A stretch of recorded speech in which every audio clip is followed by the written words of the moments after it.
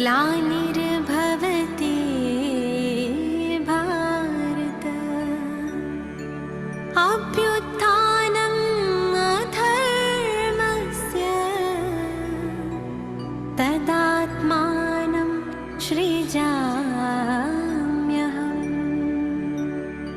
परित्राणाय साधूनां विनाशाय च दुष्कृतां धर्म संस्थापनार्थाय संभवामि संगम युगे।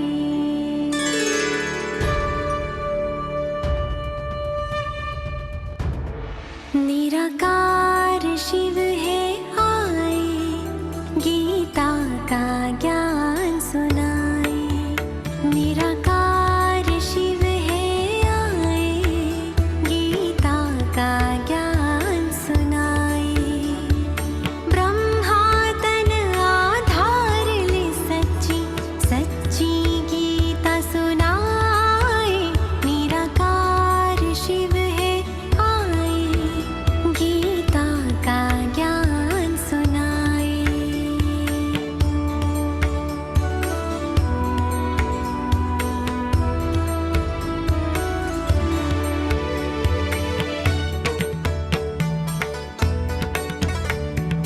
भ्रष्टाचार दुराचार मिटाने आए हैं शिव भारत में। भाग्य विधाता स्वयं पधारे, साधारण तन ब्रह्मा में। ब्रह्मा मुख से शिव की वाणी, जो गीता कहलाए। निराकार शिव है आए, गीता का ज्ञान सुनाए। निराकार शिव है आए, गीता का ज्ञान सुनाए।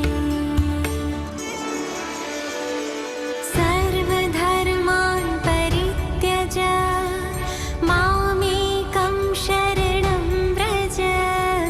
अहं त्वां सर्वपापेभ्यो मोक्षयिष्यामि मा शुच।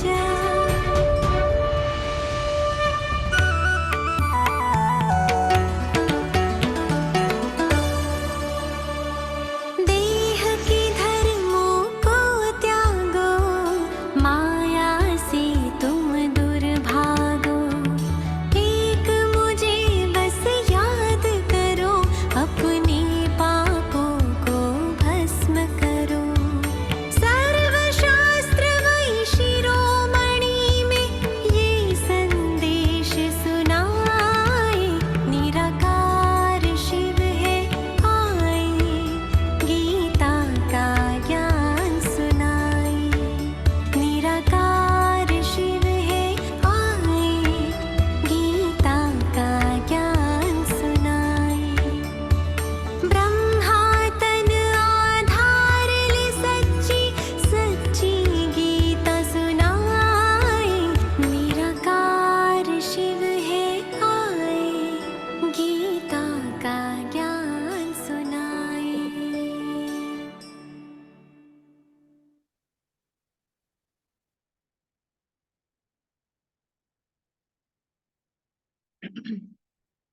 ओम शांती. Good morning. आज 20 जानेवारी 18 जानेवारी झाली आणि तपस्ये करून आता सगळेजण सेवेच्या दिशेने जाईल. आजच्या स्वामीमध्ये बाबांनी ऐकवलं, सगळ्यात मोठा पुण्य आहे बाबांचा कुणाला परिचय करून देणं. तर आजही बाबा असंच म्हणतायत, तुम्ही कल्याणकारी बाबांचं मुलं आहात आणि तुमचं कर्तव्य आहे की सर्वांचं कल्याण करणं. मग कल्याण कधी होणार, तर बाबा म्हणतात की सगळ्यांना बाबांची आठवण करून दिल्याने किंवा बाबांचा परिचय करून दिल्याने, बाबांचं ज्ञान करून दिल्याने बाबा म्हणतायत की तुम्हाला कल्याणकारी म्हणता येईल. आणि विशेष आज बाबा विचारतात प्रश्नामध्ये की महारथी कुणाला म्हणायचं? काय निशाणी असेल महारथीमध्ये? तर बाबा म्हणतात, की जी मुलं चांगल्या रीतीनं अभ्यास करतात आणि इतरांकडून अभ्यास करून घेतात. कुठला अभ्यास? बाबा जे आम्हाला मुरलीतून अभ्यास देतायत तो. मुरली म्हणजेच आम्हा मुलांचा अभ्यास आहे. आणि मग बाबा आम्हाला ते ऐकून प्रॅक्टिकलमध्ये चालायला सांगतायत. आहे ना? जसं अव्यक्त बापदादांनी सांगितलं, की आत्म्याचा अभ्यास जो आहे, तो तुम्ही साधारण समजू नका. हा खूप वेळाचा अभ्यास जो आहे, तो अंतिम पेपरमध्ये तुम्हाला पास करवणार आहे. आणि बाबांनी आठवण करून दिली, की ब्रह्मबाबांनी लिहून काढलेलं होतं, की जशोदा आत्मा आहे, हा आत्मा आहे, तो आत्मा आहे. तर बाबा म्हणतात, की तुम्ही पण हा अभ्यास करा. तर असा जो चांगल्या रीतीने अभ्यास करणार आहे आणि इतरांना अभ्यास करवणार आहे, तर बाबा की नेहमी त्या मुलांवरती बृहस्पतीची दशा असते. आणि म्हणून बाबतात, जो आपली आणि सर्वांची उन्नती करण्याचं चिंतन करेल, जो यज्ञसेवेमध्ये आपल्या हड्डी सुद्धा स्वहा करेल, जो बाबांच्या कार्यामध्ये मदतगार आहे. तर बाबा म्हणतात, की अशी जी मुलं आहेत, तर त्यांना महारथी म्हणायचं. आणि बाबा म्हणतात, की ही माझी सपूत मुलं आहेत. महारथींना बाबा काय म्हणतायत? सपूत म्हणतायत. तर बाबांनी निशाणी ऐकवली. नाही ना, तर आपल्याला चेक करावं लागेल, की किती अभ्यास होतोय आपला. नाही ना, मुरली तर आम्ही ऐकतोय. पण बाबा आम्हाला मुरलीतून एकच सांगतात, की हर परिस्थितीवरती विजय प्राप्त करण्याची कला मी तुम्हा मुलांना दिलेली आहे. किंवा कालच्या वाणीमध्ये बाबा म्हटले, की ड्रामाला एखाद्या कहाणीच्या रूपामध्ये बुद्धीमध्ये ठेवणारी तुम्ही मुलं आहात. म्हणजे प्रश्नांमध्ये न जाता प्रसन्न चित्त राहण्याची जी कला आहे ती बाबा आम्हाला देतायत. कारण बाबा आम्हाला सर्वच गोष्टींचं राज सांगतात. जसं छोटा नाटक असतो किंवा छोटं आपण एखादं फिल्म बघतो. तर 3 तासाच्या त्या फिल्ममध्ये दुःखाच्या आणि सुखाच्या खूप साऱ्या गोष्टी येतात. पण काही जण तो सीन बघून रडत असतात आणि काही जण मात्र दुसऱ्यांना हसतात. काय हा रडायला लागलेला आहे? तसं बाबा सुद्धा आम्हाला ह्या बेहदच्या नाटकाची किंवा बेहदच्या या फिल्मची सगळी स्टोरी सांगतात. आणि त्या स्टोरीला सांगून बाबा आम्हाला आधीच सावधान करतात, की ह्या सगळ्या गोष्टी यशस्वी होणार. जसं बाबा म्हणतात, की ब्रह्मोबा सगळ्यात पहिले माझ्याकडे ह्या सगळ्या गोष्टी येतात आणि मग तुमच्याकडे येतात. म्हणजे आम्हाला बाबा हर परिस्थितीमध्ये स्टेबल राहायला शिकवतायत. आणि आजच्या वाणीमध्ये बाबांना सांगायचं आहे, की आता समोरून शिवरात्री येतेय. तर बाबांनी शिवरात्रीवरती कशी सेवा करा, तर त्याचा प्लॅन पण दिला. आणि बाबांची इच्छा आहे, की आम्ही अशी सेवा करावी. तर आज बाबा विशेष डायरेक्शन्स देतात त्यानुसार. तर ऐकूया बाबांच्याच महावाक्यांच्या आधारे. आज सोबत मम्मांचं पत्र सुद्धा आहे आणि त्या पत्रामध्ये मम्मानी स्वतः ते लिहिलेलं पत्र जे आहे ते आम्हा मुलांना खूप शिक्षा आणि सावधानी पण देत आहे. तर आज 20 जानेवारी साकार बापदादांचे महावाक्य आहे. बापदादा बोले, मीठे बच्चे, तुम कल्याणकारी बाप के बच्चों का कर्तव्य है सर्व का कल्याण करना, सबको बाप की याद दिलाना और ज्ञान दान देना. सबको बाप की याद दिलाना और ज्ञान दान देना. बाबांची इच्छा आहे की आम्ही कल्याणकारी बाबांची मुलं आहोत, आम्ही कल्याणकारी बनून राहावं. तो बाबा ने कहा, मीठे बच्चे, तुम कल्याणकारी बाप के बच्चों का कर्तव्य है सर्व का कल्याण करना, सबको बाप की याद दिलाना और ज्ञान दान देना. प्रश्न है, बाबा महारथी किन बच्चों को कहते हैं, उनकी निशानी क्या होगी?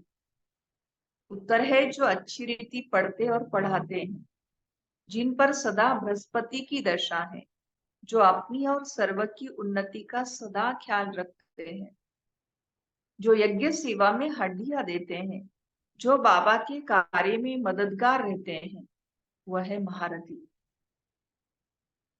तो इतनी सारी बाबा ने विशेषताएं बताई. पहली, अच्छी रीति पढ़ते पढ़ाते हैं. दूसरा, जिनके ऊपर सदा ही बृहस्पति की दशा है. तीसरा, अपनी और सर्व की उन्नति का सदा ख्याल रखने वाले.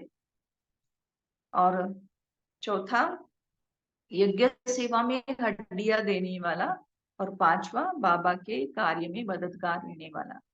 तो ये निशानियां बाबा ने सुनाई, और ऐसे महारथी बच्चों को बाबा कहते, ये है मेरे सपूत बच्चे। तो उनको ऐसे बाबा के सपूत बच्चे बन के रहना है। ओम शांति। आजकल बच्चे शिव जयंती के लिए तैयारियां कर रहे हैं, कार्ड आदि भी छपाते हैं। बाप ने समझाया तो बहुत भारी है, सारी मुख्य बात गीता पर है। मनुष्यों की बनाई हुई गीता को पढ़ते पढ़ते आधा कल्प नीचे उतरते आए हैं। यह भी तुम बच्चे समझते हो, आधा कल्प है दिन, आधा कल्प है रात। अब बाबा टॉपिक देते हैं, उस पर मंथन करना पड़े। तुम लिख सकते हो भाई और बहनों, आकर समझो। एक गीता शास्त्र है ज्ञान का, बाकी सब शास्त्र है भक्ति के। माना बाबा चाहते हैं कि इस शिवरात्रि पर हम गीता के ऊपर समझाए। ज्ञान का शास्त्र एक ही है जो पुरुषोत्तम संगम युग पर बेहद का बाप परमपिता परमात्मा त्रिमूर्ति शिव सुनाते हैं। या तो लिखना है ब्रह्मा द्वारा सुना रहे हैं, जिससे एक की जन्म सदगति होंगी। वरना बाकी सब जो भी शास्त्र है तो भक्ति के शास्त्र है, ऐसे कह सकते हैं। और बाबा ने कहा कि ये कोई व्यास के द्वारा नहीं, लेकिन ब्रह्मा के द्वारा बाबा सुना रहे हैं, इसके ऊपर भी फोकस कर सकते हैं। या बाबा कहते कि जिससे एक की जन्म सदगति होगी।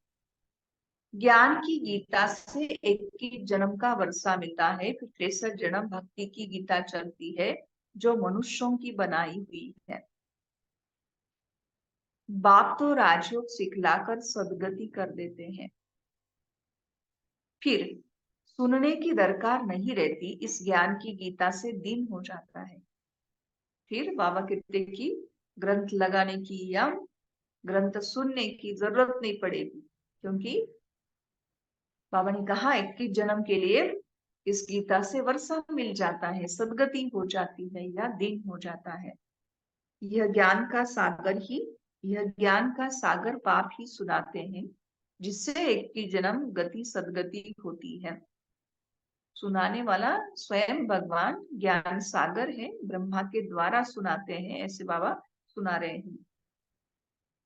जिससे एक की जन्म गति सदगति होती है, अर्थात 100% पवित्रता, 100% सुख, 100% शांति का अटल अखंड सतयुगी दैवी स्वराज्य मिलता है। 21 जन्मों के लिए चढ़ती कला होती है ना। बाबा कहते कि मैंने अनेक बार आपको समझाया है, फिर भी बाबा बच्चों को समझाते हैं कि इस शिवरात्रि पर आपको क्या करना है।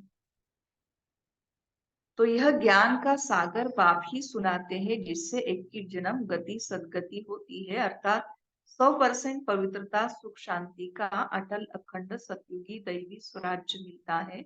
21 जन्मों के लिए चढ़ती कला होती है, मनुष्यों की बनाई हुई गीता से उतरती कला होती है। भक्ति की गीता और ज्ञान की गीता पर अच्छी तरह विचार सागर मंथन करना है। बाबा कहते कि ये टॉपिक लेके खुद मंथन करना है। यह मूल बात है जो मनुष्य नहीं जानते। तुम लिखते हो त्रिमूर्ति शिव जयंती सो श्रीमद भगवत गीता जयंती सो सर्व की सदगति भवंती। यह भी सुना सकते हो कि शिव जयंती सो विश्व में शांति भवंती। मुख्य अक्षर बहुत जरूरी है, जिस पर ही सारा मदार है।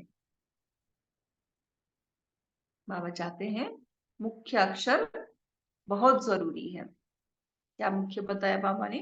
तुम लिखते हो त्रिमूर्ति शिव जयंती सो श्रीमद भगवत गीता जयंती सो सर्व की सदगति भवन। तो बाबा कहते मुख्य अक्षर होने चाहिए। यह भी सुना सकते हो कि शिव जयंती सो विश्व में शांति भवंती।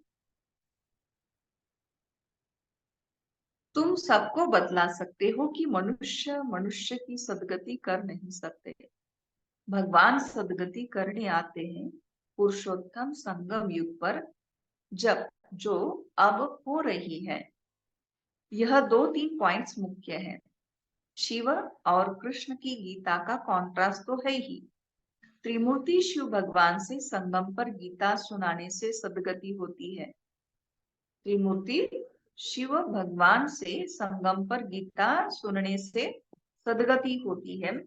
ऐसी ऐसी पॉइंट्स पर जब कोई विचार सागर मंथन करे तब औरों पर भी असर पड़े। मनुष्य मनुष्य की सदगति कभी कर नहीं सकते। सिर्फ एक ही त्रिमूर्ति परमपिता परमात्मा शिव जो टीचर भी है, सतगुरु भी है, वह इस पुरुषोत्तम संगम युग पर सर्व की सदगति कर रहे हैं। कार्ड में थोड़ी ही लिखत हो। बाबा कहते हैं कार्ड में थोड़ी लिखत ही हो, ऊपर में लिख देना चाहिए, कलयुगी कौड़ी जैसे पतित मनुष्य से सतयुगी हीरे जैसा पावन देवी देवता बनने का ईश्वरीय निमंत्रण। बना बना बनाया रेडी बाबा मैटर हमको दे रहे हैं। ऐसे लिखने से मनुष्य खुशी से आएंगे समझने के लिए। सदगति दाता बाप की ही शिव जयंती मनाई जाती है। एकदम क्लियर अक्षर हो। मनुष्य तो भक्ति मार्ग में कितने ढेर शास्त्र पढ़ते हैं, माथा मारते हैं। यहाँ एक सेकंड में बेहद के बाप से मुक्ति, जीवन मुक्ति मिलती है। जब बाप का बनकर उनसे नॉलेज लेते हैं तो जीवन मुक्ति अवश्य ही मिलेगी। पहले मुक्ति में जाकर जैसा पुरुषार्थ किया होगा ऐसे जीवन मुक्ति में जरूर आएंगे। बाबा के पहले जाएंगे मुक्ति में, और जैसा पुरुषार्थ किया होगा ऐसे जीवन मुक्ति में जरूर आएंगे। वरना अगर हमने ज्यादा पुरुषार्थ किया तो सतयुग त्रेता वाले जीवन मुक्ति मिलेगी, नहीं तो फिर कलयुग के अंत में भी। तो जीवन मुक्ति जरूर मिलती जरूर है, फिर शुरू में आए वह पिछाड़ी में आए। पहले जीवन मुक्ति में आते फिर जीवन बंधन में। माना जिस भी आत्मा का इस सृष्टि पर पहला जन्म होता है, चाहे वो सतयुग में हो, त्रेता में हो, द्वापर में हो या कलयुग में हो, जहां पर भी उस आत्मा ने परम धाम से इस साकार सृष्टि पर एंट्री की, तो उसी समय उस आत्मा की वो जीवन मुक्त अवस्था होती है। तो बाबा समझा रहे हैं जीवन मुक्ति मिलती जरूर है, फिर शुरू में आए व पिछाड़ी में आए। पहले जीवन मुक्ति में आते फिर जीवन बंध में। वरना हर आत्मा की ये चार अवस्थाएं होती है, सतो प्रधान, सतो, रजो और तमो। अगर झाड़ के चित्र में हम देखेंगे तो उसमें दिखाया हुआ डिटेल में देवता, क्षत्रिय, वैश्य और शूद्र, ऐसे झाड़ के तना में ही ये चार अवस्था देवी देवता धर्म की दिखाई है। और बाकी जो टाल टालिया है उसमें भी अगर हम देखेंगे तो सेम कलर चार अवस्था दिखाने के लिए दिखाया हुआ है। और हर आत्मा की जिस समय वो इस धरा पर उतरती है तो वहां से उसकी चार अवस्थाएं होती है। चाहे वो एक जन्म भी ले तो उस एक जन्म में भी उसकी चार अवस्था हो जाएगी। तो पहले जीवन मुक्त अवस्था होगी, फिर जीवन बंध में वो आत्मा आएगी।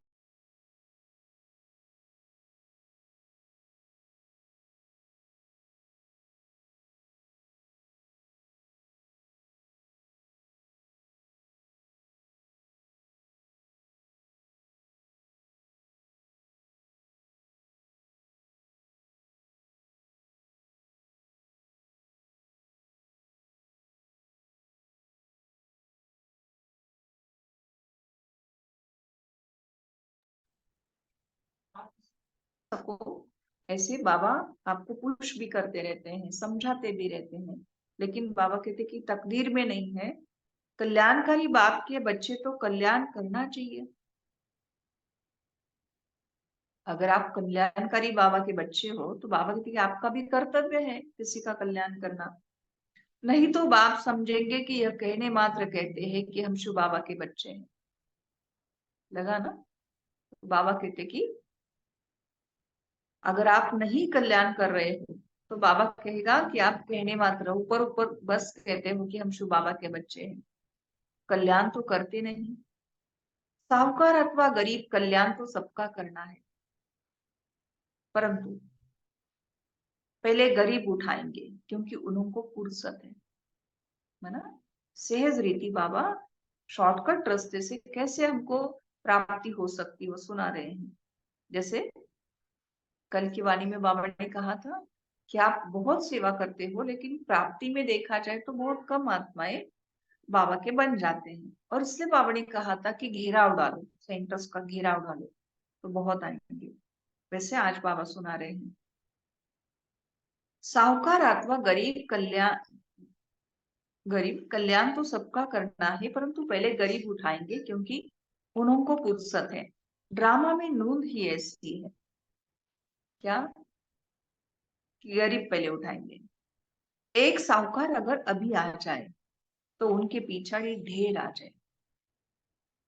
क्या नूंद है? गरीब ज्ञान उठाएंगे।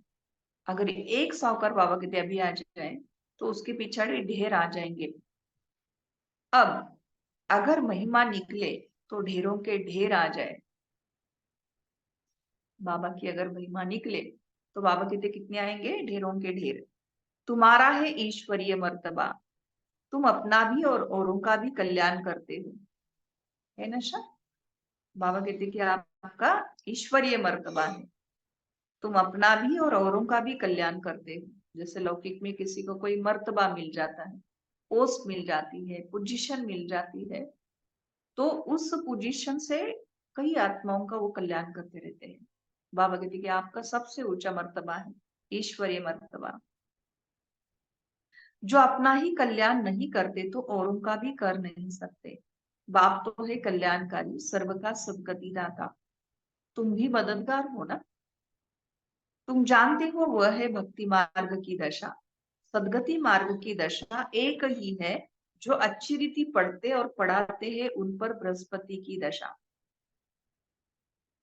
जो अलग अलग दशाएं हैं वो बाबा कहते भक्ति मार्ग की है। ज्ञान मार्ग की एक ही दशा है और वो है बृहस्पति की दशा। लेकिन किनके ऊपर बृहस्पति की दशा आती है? बाबा ने कहा जो अच्छी रीति पढ़ते और पढ़ाते हैं, क्योंकि यह है सदगति मार्ग की दशा। बाबा ने कहा उनको महारथी कहेंगे जिनके ऊपर बृहस्पति की दशा है। अपनी दिल से पूछो, हम महारथी हैं? फलाने फलाने मिसल सर्विस करते हैं, प्यादे कभी किसी को ज्ञान सुना न सके। अगर किसी का कल्याण नहीं करते तो अपने को कल्याणकारी बाप का बच्चा क्यों कहलाना चाहिए? दोबारा रिपीट किया, अगर आप किसी को बाबा कहते कि ज्ञान नहीं सुना सकते, किसी का कल्याण नहीं कर सकते हो, तो कल्याणकारी बाप का बच्चा क्यों कहलाना चाहिए? क्यों कहना चाहिए कि हम शिव बाबा के बच्चे हैं? बाप तो पुरुषार्थ कराएगा। इस यज्ञ सेवा में हड्डियां भी देनी चाहिए। क्या पुरुषार्थ करेगा? कि मेरे बच्चे का कल्याण हो जाए या मेरे बच्चे से किसी का कल्याण हो जाए। तो बाबा हमेशा ही कहते हैं कि अगर आपको भाषण करना नहीं आता है तो भले स्थूल सेवा करो। इस यज्ञ सेवा में हड्डियां भी देनी चाहिए, बाकी सिर्फ खाना पीना सोना वह सर्विस हुई क्या? बाबा ने कहा कि समर्पित हो गए समझो, या यज्ञ में कुछ स्वाहा किया तो उसके बाद हो गया, ऐसे तो नहीं। या तो शिव बाबा के हम बन गए, कोर्स हो गया, हमने बाबा को पहचान लिया, हम बाबा के बच्चे हैं, तो हो गया नहीं, खाया पिया सोया, ऐसे नहीं बाबा के तेज चलता। ये सर्विस नहीं हुई। ऐसे तो जाकर प्रजा में दास दासी बनेंगे, ऐसी ही चलन बनी रही तो बाबा कहते कि आप दास दासी जाकर के बनेंगे, वो भी प्रजा में। बाप तो कहते हैं पुरुषार्थ कर नर से नारायण।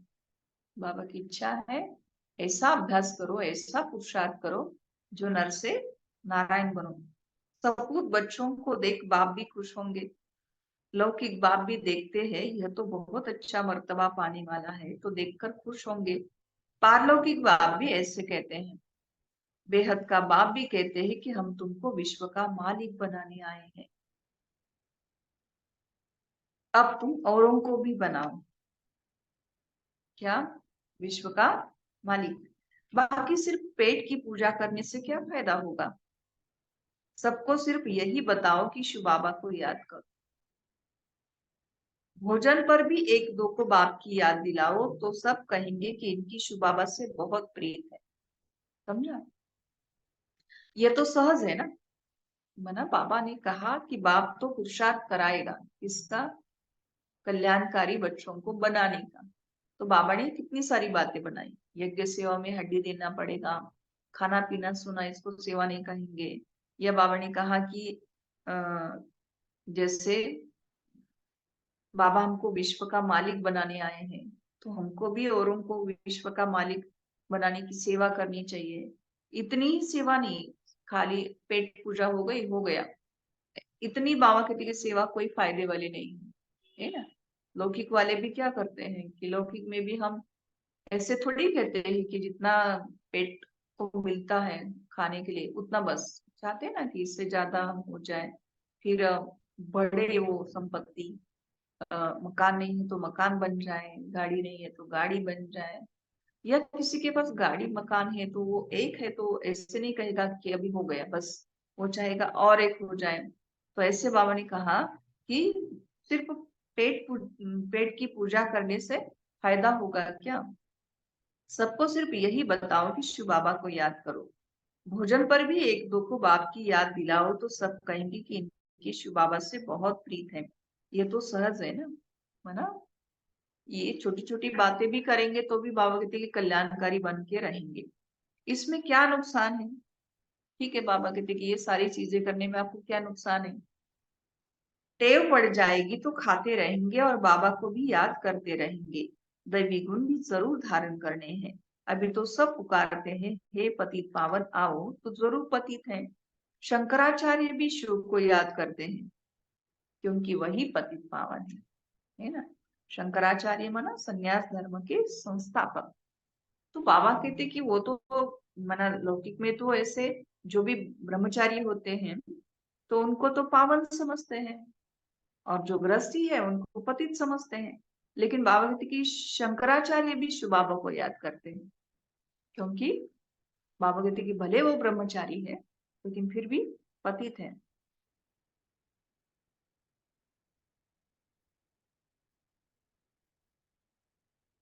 शंकराचार्य भी शिव को याद करते हैं क्योंकि वही पतित पावन है। आधा कल्प भक्ति करते हैं फिर भगवान आते हैं, कोई को हिसाब थोड़ी पता है। बाप समझाते हैं यज्ञ तप दान से मैं नहीं मिलता हूँ, इसमें गीता भी आ जाती है। ये शास्त्र आदि पढ़ने से कोई की सदगति नहीं होती है। गीता, वेद, उपनिषद सब है भक्ति मार्ग के। बाप तो बच्चों को सहज राजयोग और ज्ञान सिखलाते हैं जिससे राजाई प्राप्त कराते हैं। इनका नाम ही है राजयोग। बाबा कहते कि मैं जो आपको पढ़ाई पढ़ाता हूँ इसका नाम ही है राजयोग। इसमें पुस्तक की कोई बात नहीं। टीचर स्टडी कराते हैं पद प्राप्त कराने के लिए, तो फॉलो करना चाहिए। पापा कहते कि इसमें जैसे ग्रंथ उठा करके पढ़ते हैं, ग्रंथ लगाते हैं, ऐसे बाबा कहते कि यहाँ कोई पुस्तक उठाने की आपको जरूरत नहीं है। और टीचर जो भी है वो भी स्टडी करते हैं या कराते हैं। तो बाबा कहते कि वो अपने बच्चों को पद प्राप्त कराने के लिए, अपनी जो भी स्टूडेंट्स हैं उनको पद प्राप्त कराने के लिए करते हैं। तो बाबा कहते कि ऐसे आपको भी फॉलो करना है। सबको बोलो शिव बाबा को याद करो, वह हम सब आत्माओं का बाप है ना। क्योंकि शंकराचार्य भी शिव बाबा को याद कर रहे हैं क्योंकि वही पति पावन है ना। तो शिव बाबा को याद करने से विकर्म विनाश होंगे। एक दो को सावधान कर उन्नति को पाना है। मतलब पहले ये बात मुझे समझ में आनी चाहिए कि शिव बाबा को याद करने से विकर्म विनाश होंगे। तो हम क्या करेंगे, एक दूसरे को सावधान कर उन्नति को पाते रहेंगे। क्योंकि बाबा को ही याद करने से विकर्म विनाश होते हैं। जितना याद करेंगे उतना अपना ही कल्याण है। याद की यात्रा से सारे विश्व को पवित्र बनाएंगे। याद में रहकर भोजन बनाओ तो उसमें भी ताकत आ जाएगी। कल्याणकारी बनने का और एक रास्ता, बाबा कहते हैं कि भोजन करते बाबा को याद करो औरों को भी याद दिलाओ भोजन करते हुए। अभी बाबा कह रहे हैं कि जब आप भोजन बना रहे हो तो भी बाबा को याद करके या बाबा की याद में बनाओ, तो उस भोजन में भी ताकत आ जाएगी। इसलिए तुम्हारे ब्रह्मा भोजन की बहुत महिमा है।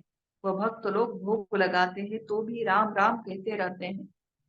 भोग लगाते हैं तो भी बाबा के भक्त होते हुए भी वो राम राम कहते रहते हैं, राम नाम का दान देते हैं। तुमको तो बुद्धि में घड़ी घड़ी बाप की याद रहनी चाहिए, बुद्धि में सारा दिन ज्ञान रहना चाहिए। भक्तों को जैसे बाबा के भोग लगाते समय याद रहता है, तो ऐसे बाबा कहते कि तुमको भी घड़ी घड़ी बाबा की याद रहनी चाहिए और बुद्धि में सारा दिन ज्ञान रहना चाहिए। बाप के पास सारी रचना के आदि मध्य अंत का ज्ञान है ना। ऊंचे ते ऊंचा भगवान है, तुम उनको याद करेंगे तो उच्च पद प्राप्त करेंगे। कितना प्यार से बाबा कहते, तुम उनको याद करेंगे तो उच्च पद प्राप्त करेंगे। फिर दूसरे किसी को याद ही क्यों करें? बाप कहते हैं, देखो बाबा क्या अंडरलाइन कराते, बाप कहते हैं सिर्फ मुझे याद करो, तो दूसरे सब छोड़ने पड़ते हैं, है ना। देह से नहीं, लेकिन बुद्धि से। यह अव्यभिचारी याद है ना। बुद्धि में एक शिव बाबा को अगर हम याद करते हैं तो इसको कहा जाता है अव्यभिचारी याद। बाकी सबको बाबा कहते छोड़ना पड़ता है ना। जब जितना हम बाबा की याद में रहेंगे, ऑटोमेटिकली सब चीजें सहज होती जाएगी। क्योंकि बुद्धि में ज्ञान का सिमरन भी सारा दिन अगर चलता रहेगा तो ड्रामा की हर सीन को देखते हुए हम हर्षित ही रहेंगे, तो ऑटोमेटिकली बस एक बाबा की ही याद बनी रहेगी। लेकिन ज्यादा से ज्यादा हम देह अभिमान में रहते हैं, तो देह की सारी दुनिया को देखते हैं, देह के वस्तु वैभव को।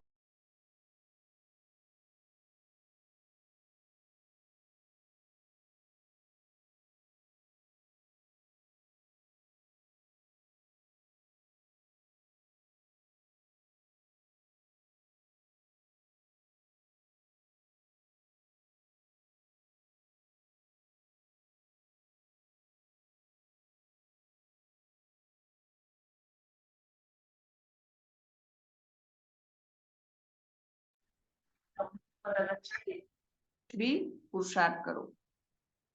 हमको भी टीचर बनाने वाला शिव बाबा हमारा टीचर है। तुम सब पंडे हो ना, पंडों का काम है रास्ता बताना। इतना सारा ज्ञान पहले थोड़ी ही तुम्हारे में था। सब कहते पहले तो जैसे 5 पैसे की पढ़ाई थी, सो तो जरूर होगा, है ना। मना ब्रह्मा बाबा ने भी इतने सारे गुरु किए थे, लेकिन बाबा ने जब अपना परिचय करवाया, खुद का परिचय करवाया, तो बाबा को वो ज्ञान जैसे 5 पैसे का ही लगा ना। ड्रामानुसार कलब पहले मिसल पढ़ते रहते हैं, फिर कलब के बाद भी ऐसे ही पढ़ेंगे। पिछाड़ी में तुमको सब साक्षात्कार होंगे। तो क्या करना पड़ेगा? नोंद करना पड़ेगा ड्रामा के अंदर अभी ही, तो कलब के बाद भी और कलब के पहले वाले की भी गारंटी हमको मिलेगी। तो फिर कलब के बाद भी ऐसे ही पढ़ेंगे, पिछाड़ी में तुमको सब साक्षात्कार होंगे। साक्षात्कार होने में देरी नहीं लगती है। बाबा को जल्दी जल्दी साक्षात्कार होते गए। फलाना फलाना राजा बनेंगे, यह ड्रेस होगी। शुरू में बच्चों को बहुत साक्षात्कार होते थे, फिर अंत में बहुत होंगे, फिर याद करेंगे। अच्छा, मीठे मीठे सिखिल दे बच्चों प्रति माता पिता बाप दादा का याद प्यार और गुड मॉर्निंग। रूहानी बाप की रूहानी बच्चों को नमस्ते। हम सब रूहानी बच्चों की रूहानी माता पिता बाप दादा को याद प्यार, गुड मॉर्निंग और नमस्ते। वाह बाबा वाह, शुक्रिया बाबा शुक्रिया। धारणा के लिए मुख्य सार है, पहली पॉइंट है, भोजन पर एक दो को बाप की याद दिलाओ। ये काम तो हम कर सकते हैं। याद में भोजन बनाओ, सॉरी याद में भोजन खाओ, मैंने एक दूसरे को याद दिला के बाबा की याद में भोजन खाना है। एक शिव बाबा से ही सच्ची प्रीत रखो, है ना। अगर हमने किसी को याद दिलाया तो वो कहेंगे उनकी तो बहुत बाबा से प्रीत है। दूसरा, यज्ञ सेवा में हड्डियां देनी है, बाप का पूरा मददगार बनना है। यज्ञ सेवा में हड्डियां देनी है ना। हम तो लौकिक का ही पकड़ करके बैठते हैं और फिर बाबा को या किसी को भी सुनाते हैं समय यही कहते हैं कि अभी ग्रस्त में तो पड़े हैं तो ये तो करना पड़ेगा। बाबा कहते हैं कि यज्ञ सेवा में हड्डियां देनी है ना।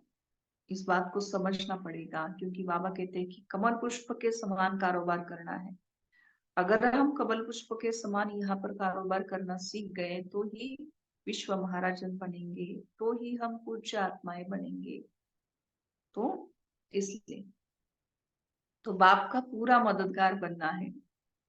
अभी सभी गोप गोपियों के प्रति मातेश्वरी जी के हस्तों से लिखा हुआ याद पत्र है 1961 वाला। सभी गोप गोपियों प्रति अति याद प्यार। हम समझेंगे कि अभी अभी ही मम्मा का मेरे लिए ये पत्र आया हुआ है।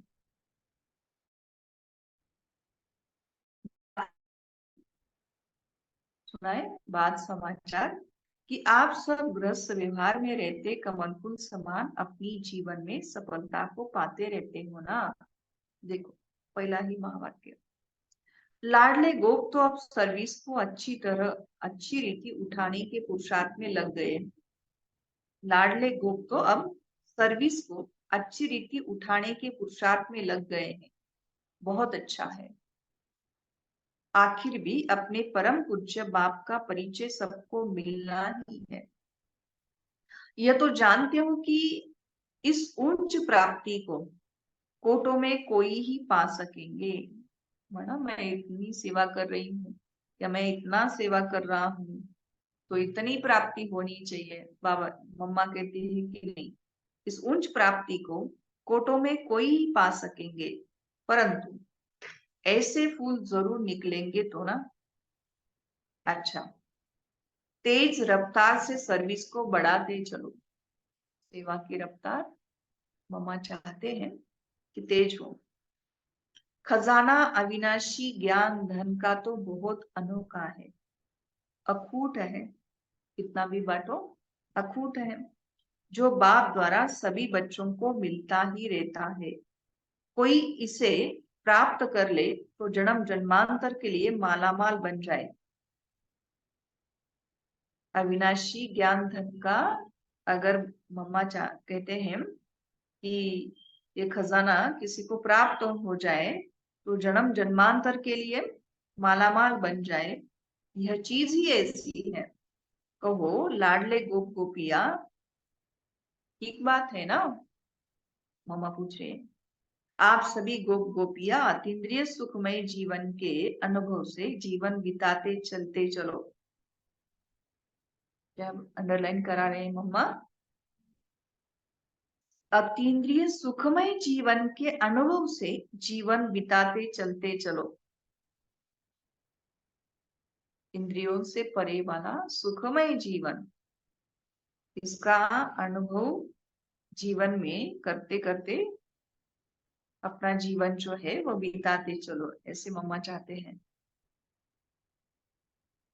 देखो लाडले गोपिया, अब इस ब्राह्मण कुल की वृद्धि होने में ही सबका कल्याण है। फिर तो ब्राह्मण सो देवता अवश्य बनेंगे। जैसे कई अपने गृहस्थ व्यवहार में रहते भी ब्राह्मण कुलवंशी बनकर चल रहे हैं, अर्थात गृहस्थ व्यवहार में रहते पवित्र रहते हैं। इसको मम्मा ने क्या कहा? ब्राह्मण कुलवंशी बनकर चलना। गृहस्थ व्यवहार में रहते पवित्र रहते हैं, हम एक बाप के बच्चे हैं, ऐसी पवित्र धारणा में रहते हैं, है ना। भले युगल है लेकिन हम एक बाप के बच्चे हैं, ऐसे पवित्र धारणा में रहते हैं। बाकी सभी को उस परमपिता बाप के डायरेक्शन पर ही चलना है। इसको ही श्रीमत पर चलना कहा जाता है। कोई भी हो, चाहे वो समर्पित है चाहे ग्रस्त में रहने वाले, सभी को एक बाबा की ही डायरेक्शन पर चलना है। इसको क्या कहेंगे? श्रीमत पर चलना। ऐसी धारणा में चलने वालों को ही ब्राह्मण कुलवंशी कहा जाता है। जबकि अब वही बाप टीचर सतगुरु बना है, धर्मराज भी है, तो क्यों न उनकी गोद का बच्चापन अपना पूर्ण पवित्रता का अधिकार ले लेना चाहिए, जिससे ही भविष्य में सुख शांति का पूरा अधिकार प्रारब्ध रूप में प्राप्त हो जाता है। ना कितना गुह्यता से मम्मा समझा रहे हैं।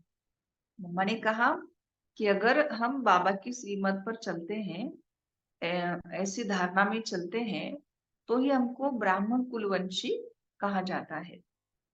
और मम्मा कहते हैं कि वही हमारा जो बाबा है, वही टीचर है, वही सतगुरु बना है, वही धर्मराज भी है। तो क्यों ना हम उनकी गोद का बच्चा बन अपना पूर्ण पवित्रता का आधार ले लेवे, जिस अधिकार से ही भविष्य में सुख शांति का पूरा अधिकार प्रारब्ध के रूप में प्राप्त हो जाता है। कहो लाडले गोप गोपिया, ऐसे सहज राज को समझ गए हो ना? ऐसे सहज राज को समझ गए हो ना? जीते जी मरने अथवा मरजीवा बनने में डरते तो नहीं हो ना? आज ये पत्र हर एक अपने अपने नाम से समझे। मेरे लिए ये पत्र आया है, ऐसे मम्मा कहते कि समझे और अपना पत्र समझकर पढ़े अथवा सुने, और माँ का प्यार भी हर एक अपने नाम से पाए। हर एक गोप गोपी प्रति नाम सहित माँ का अत्यंत प्यार। अच्छा, अपना सौभाग्य उच्च बनाने के पुरुषार्थ में तीव्र वेग से लगे रहना ही कल्याणकारी बनना है। अपना सौभाग्य उच्च बनाने के पुरुषार्थ में तीव्र वेग से लगे रहना ही कल्याणकारी बनना है। अगर अपने गाड़ी को तीव्र वेग में हम चलाते हैं, तब हम किसी को भी नहीं देखते, बस सामने नजर होती है या अपने मंजिल पर नजर होती है। वैसे अगर हम बन के चलेंगे तो जरूर अपना सौभाग्य ऊंच बनाने के लिए तीव्रता भी भरेंगे। जबकि अभी पता चला है कि स्वयं परमपिता ऊंच वर्षा देने आया है, जब हमको अभी पता चला है कि स्वयं परमपिता ऊंच वर्षा देने आया है, तो लेकर ही रहना है। अच्छा, छुट्टी लेते हैं। ओम शांति। वरदान दे रहे हैं बाप दादा। अविनाशी प्राप्ति के आधार पर सदा प्रसन्नता का अनुभव करने वाले प्रसन्न चित्त भव। अविनाशी प्राप्ति के आधार पर सदा प्रसन्नता का अनुभव करने वाले प्रसन्न चित्त भव। संगम युग पर डायरेक्ट परमात्मा प्राप्ति है। डायरेक्ट परमात्मा प्राप्ति है। वर्तमान के आगे भविष्य कुछ भी नहीं है। इसलिए आपका गीत है, जो पाना था वो पा लिया। इस समय का गायन है, अप्राप्त नहीं कोई वस्तु ब्राह्मणों के खजाने में। यह अविनाशी प्राप्तियां है, इन प्राप्तियों से संपन्न रहो। यह अविनाशी प्राप्तियां हैं, इन प्राप्तियों से संपन्न रहो, तो चलन और चेहरे से सदा प्रसन्नता की विशेषता दिखाई देगी। कुछ भी हो जाए, सर्व प्राप्तिवान अपनी प्रसन्नता छोड़ नहीं सकते। जिसको सर्व प्राप्तियां हैं, उसके सामने कोई भी परिस्थिति आ जाए तो वो अपनी प्रसन्नता थोड़ी ही छोड़ सकता है। उसको पता है कि मैं ये कर सकता हूँ, वो कर सकता हूँ। ऐसे बाबा कहते हैं कि इस संगम युग पर डायरेक्ट परमात्मा प्राप्ति है। कौन प्राप्त है? डायरेक्ट परमात्मा ही हमको यहाँ प्राप्ति में प्राप्त है, या परमात्मा के द्वारा जो मिल रहा है वो परमात्मा प्राप्ति है हमारे पास। और वर्तमान के आगे भविष्य में जो भी मिलेगा वो बाबा कहते हैं कि वो कुछ भी नहीं। इसलिए हम गीत भी गाते कि पाना था सो पा लिया। तो बाबा ने कहा इस समय का ही गायन है कि अप्राप्त नहीं कोई वस्तु ब्राह्मणों के खजाने में। तो इसका जितना हम सारा दिन चिंतन मनन करेंगे तो प्रसन्न चित्त जरूर बन करके रहेंगे। बाबा ने कहा कि ये अविनाशी प्राप्तियां है, अखूट है, अविनाशी ये प्राप्तियां है, तो इन प्राप्तियों से संपन्न रहो। क्यों? क्योंकि ये डायरेक्ट मिल रहा है और अविनाशी भी मिल रहा है। तो बाबा कहते कि इन प्राप्तियों से संपन्न रहेंगे तो चलन और चेहरे से सदा प्रसन्नता की विशेषता दिखाई देगी।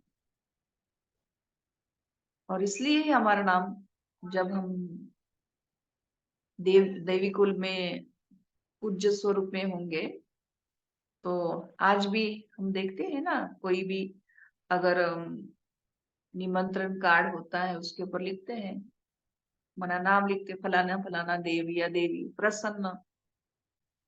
स्लोगन है, परमात्मा प्यार के अनुभवी बनो, परमात्मा प्यार के अनुभवी बनो, तो कोई भी रुकावट रोक नहीं सकती, तो कोई भी रुकावट रोक नहीं सकती। समझा? हम देहधारियों के प्यार के अनुभवी है, उसमें दुख मिलता है उसके भी अनुभवी है, लेकिन उसमें ही फंस जाते हैं। इसलिए बाबा ने कहा परमात्मा प्यार के अनुभवी बनो, उसके गुणगान गाओ, उसकी महिमा करो कि कैसे उसने मेरे को साथ दिया, कैसे मैंने उसको प्यार से बुलाया या हृदय से बुलाया या जैसे तैसे भी बुलाया, कैसे उसने मेरे को अपना साथ दिया, या किस संबंध से उसने मेरे को ये चीजें दी, ये प्यार दिया, कैसे उसने मेरे को शक्ति भरी। तो बाबा कहते कि ऐसे परमात्मा प्यार के अनुभव में बनो, तो कोई भी रुकावट रोक नहीं सकती। अव्यक्त इशारा है, अव्यक्ति साइलेंस द्वारा डबल लाइट फरिश्ता स्थिति का अनुभव करो। कोई भी आपके समीप संपर्क में आए तो महसूस करे कि यह रूहानी है। अंडरलाइन। आज सारा दिन बाबा चाहते हैं कि कोई भी आपके संपर्क में आए तो वो ये अनुभव करे, ये महसूस करे कि ये रूहानी है, अलौकिक है। अपने पूर्वजपन की स्मृति से सभी आत्माओं की पालना शांति की शक्ति से करो। अपने पूर्वजपन की स्मृति से सभी आत्माओं की पालना शांति की शक्ति से करो।